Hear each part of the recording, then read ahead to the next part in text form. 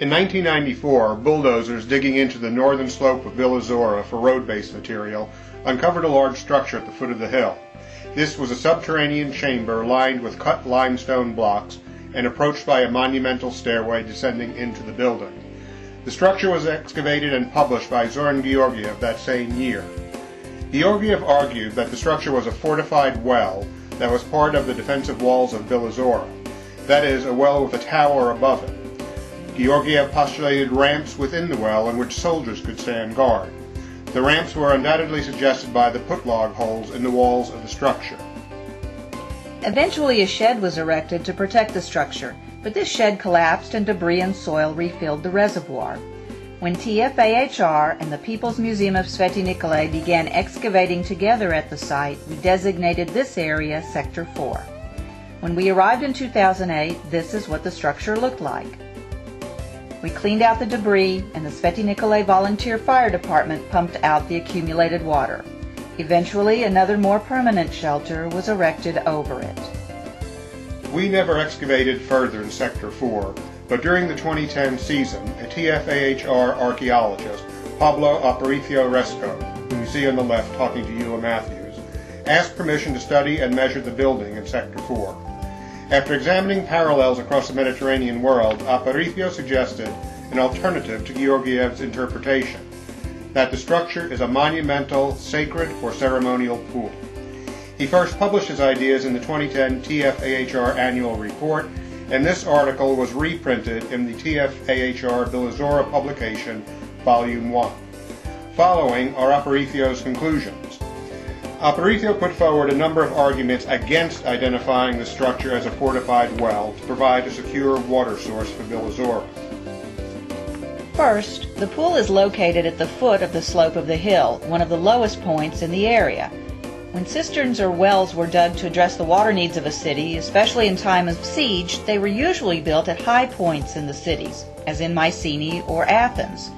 Certainly it makes little sense to dig a well at the foot of a city, because in case of siege, the Acropolis quickly would lose its connection to the water source, which would be fatal.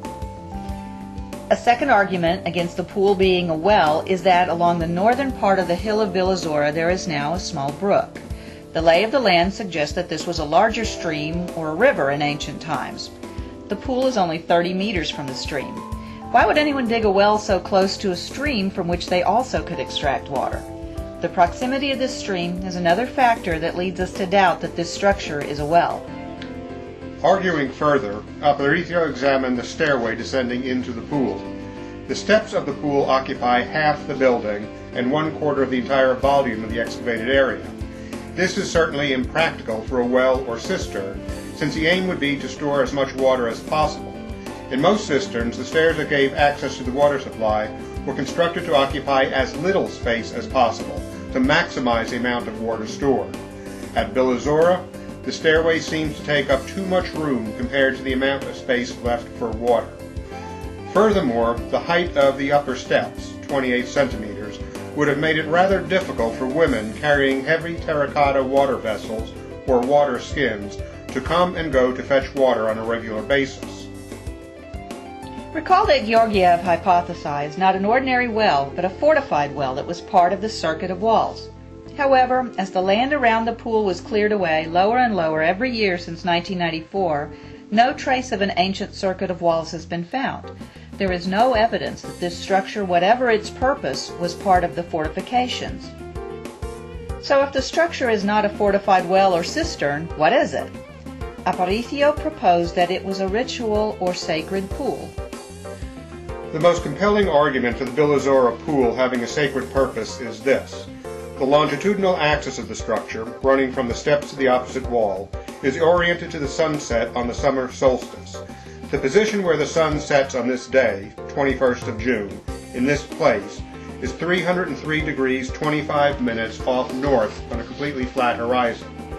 The pool is oriented to 302 degrees, which is close enough to the sunset point, discrepancy perhaps due to the fact that the horizon is not completely flat, but obscured by small hills. It can be no accident that the pool was oriented to the summer solstice sunset. The pool is constructed of cut limestone blocks of various types and sizes. It's possible that the stones of the pool came from dismantled buildings on the Acropolis. This might account for the different types and sizes of the stones and the various stages of dressing. The first stage of construction would have been the excavation of the area into which the pool would be built. The excavated area was a rectangle of 12.1 by 5.4 meters to a depth of at least 5.5 meters, that being the distance from the highest to the lowest step. Next, the builders set the first courses of the walls and then of the steps into the excavated hole. The courses of the walls continue beneath the lowest step, sinking into the mud. It has not been possible to determine how deep these stones go, since digging is impeded by the rising water level and ever-present mud. Even after the fire department drained the pool, we found no evidence of a stone bottom to the pool. The lowest steps of the stairway rest directly on the mud. The courses rest upon one another without any mortar or cement to bind them together. Once the lowest courses were set, the builders continue setting the upper courses, letting the stones down into position from the ground level by rope. The last extant course comes to a height of 4.41 meters above the lowest step. Presumably more courses would have come up to the highest step. But even at the highest step, we are not sure that this was the ground level in ancient times. However many more steps and wall courses there might have originally been, there is no archaeological evidence to suggest that in antiquity this structure was a part of a tower or bastion rising high above ground level. The finishing of the stones was probably done once the stones were set into position. This explains the put log holes in the side walls.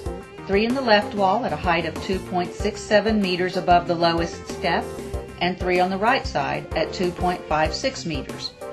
These must have been used to brace some kind of scaffolding that allowed the masons to finish the stones of the upper courses. This scaffolding system would be secured to the walls only at the points of the put log holes.